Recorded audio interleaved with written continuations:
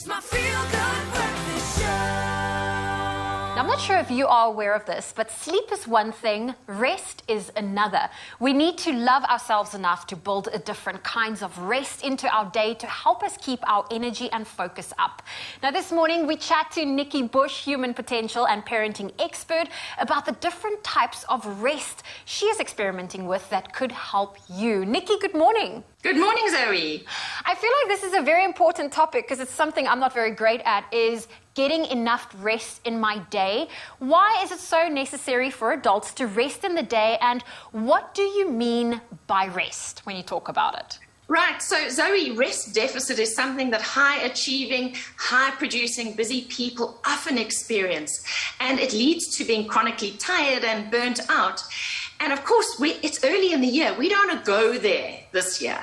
And often it's because people don't understand the difference between rest and sleep, thinking that sleeping at night should do it all for them. And I'm not sure about you, but personally, the quality of my sleep definitely is impacted by any form of disruption that's going on. You know, you might have gone for a blood test and you're waiting for the results. You might have changed job. You might be doing something different. Just kids going to school and, you know, getting used to the new routine in the family.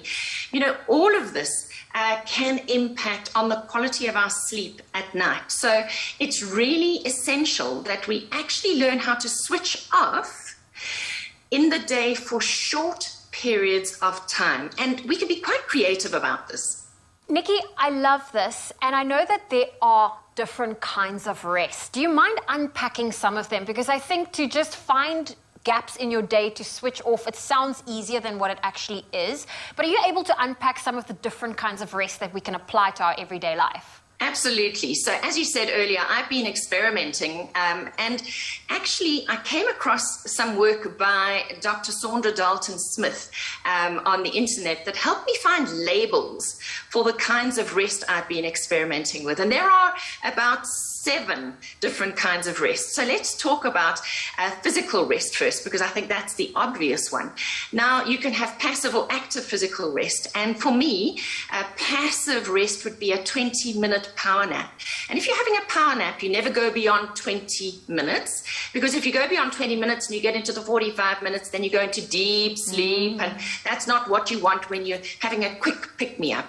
And I got really good at doing this when collecting my kids from school. I would get to school 10, 15, 20 minutes before collection time, and I would literally lie the seat down and have a quick power nap. And then I was ready for my kids. And I sometimes do this in my office. I put my yoga mat down and I literally case out for about 10 minutes just as a pick-me-up. It might be something more physical where you, and all of this, of course, you get away from your computer screen.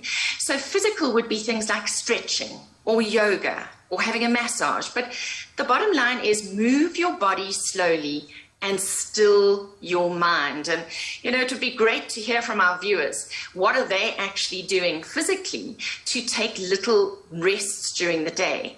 Then there's mental rest, and that means suspending decision-making for a while to quiet that mental chatter. We don't realize how many decisions and choices we have to make every hour of every day. So what I do is I watch a very predictable series on TV that gives me the opportunity to check out of being the decision maker for a while. Those are those easy series, you know.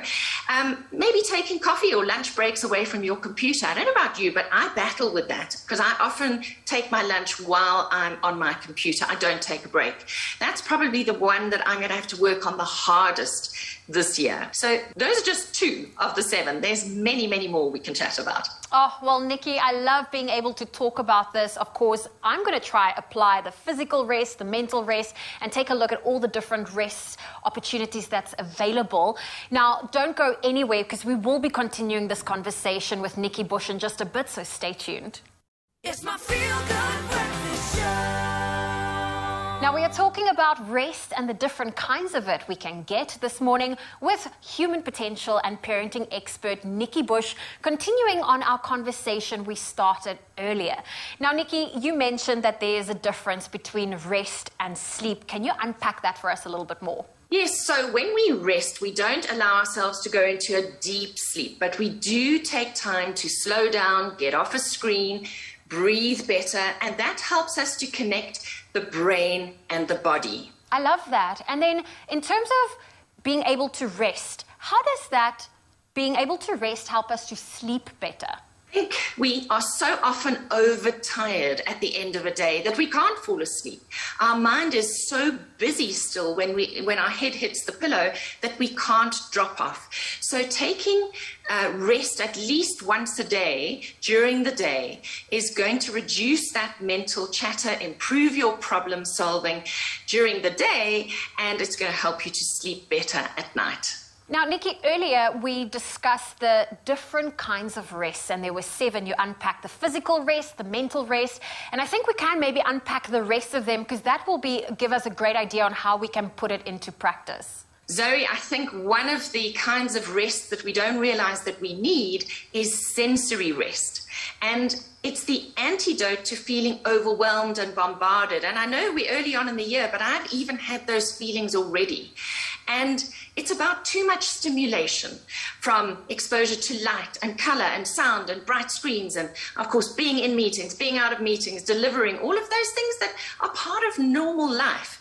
And if you live with small children or teenagers, I promise you, you also live with a lot more noise generally in your homes.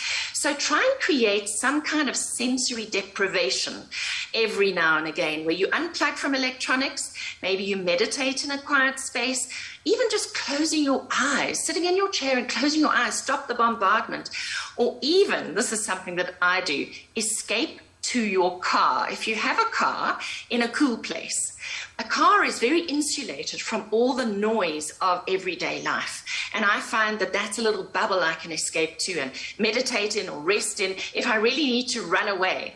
And some people might go to the lengths of going to a flotation tank where you float in salty water and they take all the sensory input away. I believe it's quite an experience, but that's an extreme form, of course. Well, that sounds amazing because that's something I would still love to try. I haven't been able to do that. Now, you touched on sensory rest. How important is it to actually take some social rest too, given that we are coming from this, we're still in the pandemic and we have been isolated, yet people are starting to socialize again, and a lot of people find it very overwhelming.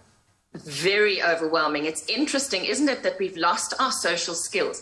So we still need to take time to be alone, even those of us who, live off the energy of being with other people. And we also need to choose who we spend our time with. You need to spend time with people who fill your cup and don't just suck you dry. And work out who the energy vampires are in your life so that you can manage them and limit the amount of time you spend with them. And of course, some of us like to keep everyone around us happy, and sometimes we're not being true to who we are in the moment, so that can emotionally deplete us. So we also need to learn how to create boundaries and to communicate what our needs are too. So don't just look after everybody around you, you also deserve to ask for what you need too. Well, Nikki Bush, it's always so great to chat to you. Thank you so much for showing us the difference between rest and sleep, and for all the great tips that you've been giving us this morning. It's an absolute pleasure, and I look forward to hearing what our viewers are doing about rest, building rest in versus sleep. And remember, this is part of Future-Proofing Yourself, which is the title of my new book. Oh, amazing. That was Nikki Bush giving us all of the great tips to help keep your energy and focus levels up. Let us know your thoughts on the matter. Head on over to our social media pages and don't forget that hashtag Expresso Show.